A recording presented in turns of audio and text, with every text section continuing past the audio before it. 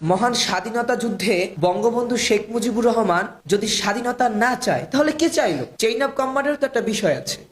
স্বাধীনতা যুদ্ধে বঙ্গবন্ধু শেখ মুজিবুর রহমানের ভূমিকা ছিল কি ছিল না, এটা নিয়ে যারা প্রশ্ন উঠায় আসলে তারা প্রশ্ন উঠানোর কি? দেখুন, যে বঙ্গবন্ধু শেখ মুজিবুর রহমান স্বাধীনতার যদি বিরোধিতা হতেন, অর্থাৎ বঙ্গবন্ধু শেখ মুজিব যদি স্বাধীনতার বিরোধিতা করতেন, তাহলে তো তিনি 1966 সালের 6 দফা করতেন না। এবং 1966 সালের 6 দফার উপর ভিত্তি করেই কিন্তু পাকিস্তান, তৎকালীন পাকিস্তান সরকার তাকে বাংলাদেশকে বিচ্ছিন্ন করার একটা মামলা দিয়েছিল, যেটার মামলার নাম ছিল আগরতলা ষড়যন্ত্র মামলা। এবং সেই আগরতলা ষড়যন্ত্র মামলায় কিন্তু তাকে গ্রেপ্তার করা হয়। তাকে কি বলা হয়? সে নাকি দুষ্কৃতকারী, সে নাকি পাকিস্তানের বিচ্ছিন্নতাকারী। তো সেই স্থান থেকে দেখুন, এটা ঐতিহাসিকভাবে প্রমাণিত যে 1966 সালের উপর ভিত্তি করে 1969-এর গণ অভ্যুত্থান, এবং 1969-এর গণ অভ্যুত্থানের উপর ভিত্তি করে 1970-এর সাধারণ নির্বাচন, এবং 1970-এর সাধারণ নির্বাচনের উপর ভিত্তি করে 1971-এর স্বাধীনতার সঙ্গে, এখানে স্বাধীনতার সাথে 1966 সালের সম্পর্ক,